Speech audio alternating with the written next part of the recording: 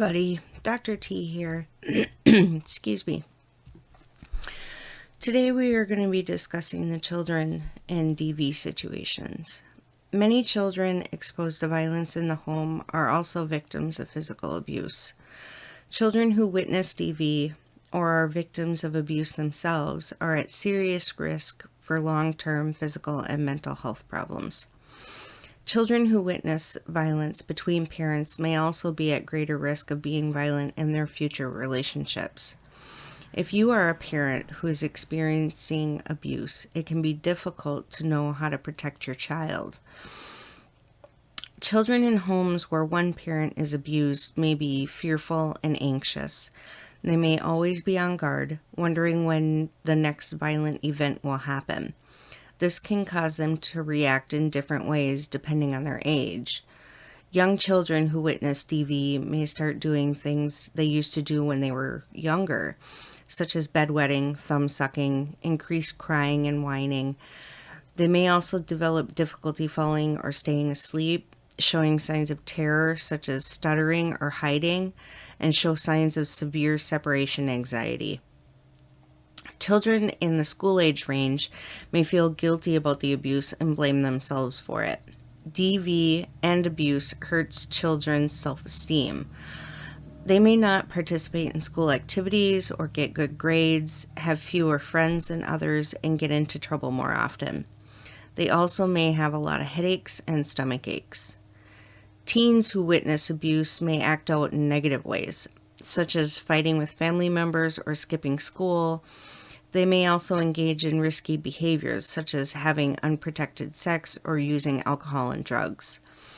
They may have low self-esteem and have trouble making friends. They may start fights or bully others and are more likely to get in trouble with the law. This type of behavior is more common in teen boys who are abused in childhood than teen girls. Teen girls are more likely than boys to be withdrawn and to experience depression. Children do best in a safe, stable, loving environment, whether it's with one parent or two. You may think that your kids won't be negatively affected by the abuse if they never see it happen.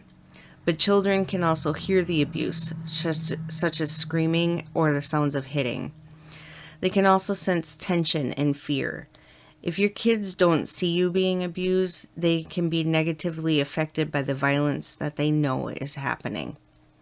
If you decide to leave an abusive relationship, you may be helping your children feel safer and making them less likely to tolerate abuse as they get older. Your safety and the safety of your children are the biggest priorities.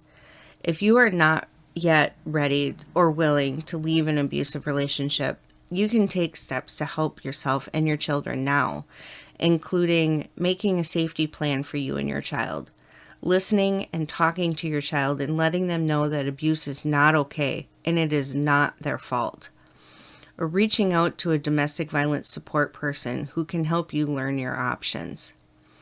If you are thinking about leaving an abusive relationship, you may want to keep quiet about it in front of your children. Young children may not be able to keep a secret from an adult in their life. Children may say something about your plan to leave without realizing it. If it would be unsafe for an abusive partner to know ahead of time you're planning to leave, talk only to trusted adults about your plan. It's better for you and your children to be physically safe than for your children to know ahead of time that you will be leaving. During my study, I met with several survivors of DV, and many of them discussed with me that they stayed because of the children. However, as I said, your safety and your child's safety is the number one reason to leave an abusive relationship. Even if your partner does not abuse your child, the abuse can still affect them emotionally and even physically. Children who witness or are victims of DV are at higher risk for health problems as adults. These can include mental health conditions, such as depression and anxiety. They may also include diabetes, obesity, heart disease, poor self-esteem, or other problems. Remember that children see and know more than what most parents believe they do, no matter how much you try to shelter them from the horrors of the world.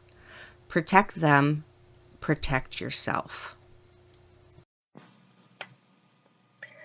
If you or someone you know is in an abusive situation, call the National Helpline at 1-800-799-SAFE or text START to 88788. Everyone deserves a healthy relationship.